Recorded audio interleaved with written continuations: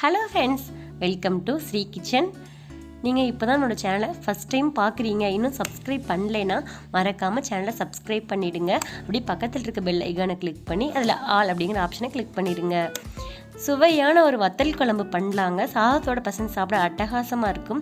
அது பண்ணுறதுக்கு என்னென்ன தேவையான பொருட்கள்னு பார்த்துடலாமா? அதில் தாளிப்புக்கு கடுகு, கொஞ்சமாக வெந்தயம், சுண்டல் வத்தல், காரத்துக்கு தகுந்த அளவுக்கு மிளகாய்த்தூள், வெங்காயம், தக்காளி, பூண்டு, புளி, எலுமிச்சம்பழம் அளவுக்கு ஊற வச்சுருக்கேங்க.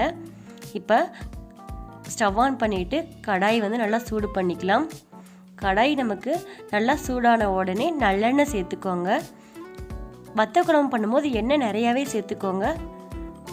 இப்போ எண்ணெய் நல்லா சூடாகிடுச்சுங்க. இதில் தாளிப்பு சேர்த்துடலாம். கடுகு, உளுத்தம் பருப்பு சேர்த்துருக்கோம்.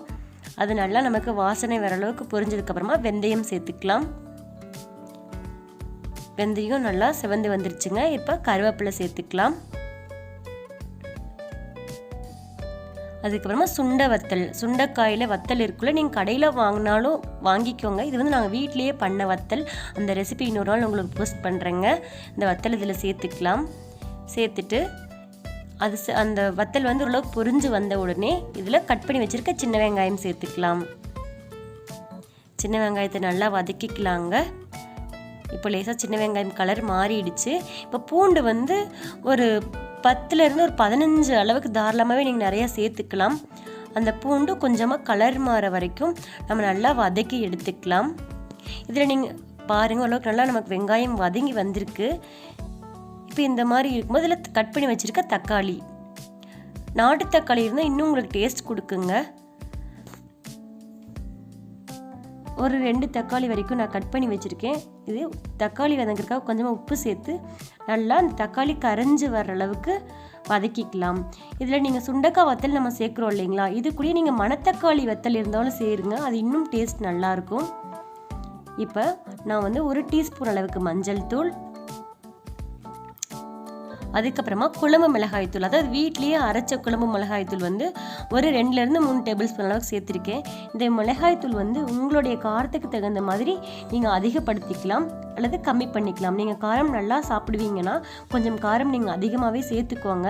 இந்த வத்த குழம்பு நல்லா காரம் சேர்த்து பண்ணும்போது டேஸ்ட் நல்லாயிருக்கும். வத்த குழம்புக்கு காரமும் புளிப்பும் அதிகமாக இருந்துச்சுன்னா டேஸ்ட் ரொம்ப நல்லா இருக்குங்க. இப்போ நம்ம அந்த மசாலா சேர்த்து நல்லா வதக்கிட்டோம் இல்லையா, இப்போது இந்த ஒரு எலுமிச்சம்பழ அளவு சைஸ் புளி கரைச்சி வச்சுருந்தேன்னா அந்த புளி தண்ணியை மட்டும் இதில் சேர்த்துக்கலாங்க. சேர்த்துட்டு நல்லா கலந்து விட்டுக்கோங்க. இப்போ ஓரளவுக்கு நமக்கு அந்த தொக்கு பதம் வந்திருக்கு இல்லைங்களா, இப்போது நம்ம குழம்புக்கு தேவையான அளவுக்கு தண்ணி ஊற்றிக்கலாம். தண்ணி ஊற்றிட்டு நல்லா இந்த குழம்பு கொதித்து வர விடணுங்க. இப்போ ரெசிபிக்கு தேவையான அளவுக்கு உப்பு சேர்த்துக்கலாம். உப்பு சேர்த்ததுக்கப்புறமா அப்படியே நீங்கள் மீடியம் ஃப்ளேமில் அடுப்பு வச்சுருங்க. இப்போ பாருங்கள், நல்லா நுரை கட்டி கொதித்து வர ஆரம்பிச்சிருச்சு இல்லையா, இதே மாதிரி இந்த மீடியம் ஃப்ளேம்லேயே ஒரு 5 நிமிஷம் வரைக்குமே வச்சுருங்க. இடையில கலந்து விட்டுக்கோங்க. நல்லா குழம்பு கொஞ்சம் நல்லா கெட்டியாக வந்த உடனே அதுக்கப்புறமா அடுப்பை சிம்மில் வச்சிடலாம். வச்சிட்டிங்கன்னா இங்கே பாருங்கள், இந்த மாதிரி ஓரங்களில் உங்களுக்கு எண்ணெய் பிரிஞ்சு வர ஆரம்பிக்கும். இப்போது அந்த கடைசி ஸ்டேஜில் ஒரு கட்டி அளவுக்கு வெல்லம் சேர்த்துக்கலாம். வெல்லம் சேர்க்கும்போது இன்னும் உங்களுக்கு இந்த குழம்போட டேஸ்ட் ரொம்ப நல்லாயிருக்கும். அதுக்காக தான் வெல்லம் சேர்க்குறோம். இப்போ பாருங்கள், இன்னும் நல்லா குழம்பு உங்களுக்கு சுண்டி வற்றி வந்துடணும். இங்கே ஓரங்கள் எண்ணெய் பிரிஞ்சு வர ஆரம்பிச்சிருச்சு. இப்போ நம்ம ஸ்டவ் ஆஃப் பண்ணிடலாம். மேலால் நீங்கள் கொஞ்சமாக கருவேப்பிலை தூவி இறக்கிட்டிங்கன்னா நம்மளுடைய வத்த குழம்பு ரெடிங்க. சில பேர் இந்த வத்தல் குழம்புக்கு தேங்காய் ஊற்றி பண்ணுவாங்க. நீங்கள் தேங்காய் ஊற்றாமல் இந்த மாதிரி ட்ரை பண்ணுங்கள், டேஸ்ட் ரொம்ப நல்லா இருக்குங்க. இந்த வீடியோ உங்களுக்கு பிடிச்சிருந்துச்சுன்னா நம்மளோட வீடியோவை லைக் பண்ணுங்கள், உங்கள் ஃப்ரெண்ட்ஸ் கூட ஷேர் பண்ணிக்கோங்க. இது வரைக்கும் சேனலை சப்ஸ்கிரைப் பண்ணாமல் இருந்தால் மறக்காமல் சேனல் சப்ஸ்கிரைப் பண்ணிவிடுங்க. தேங்க்யூ ஃபார் வாட்சிங்.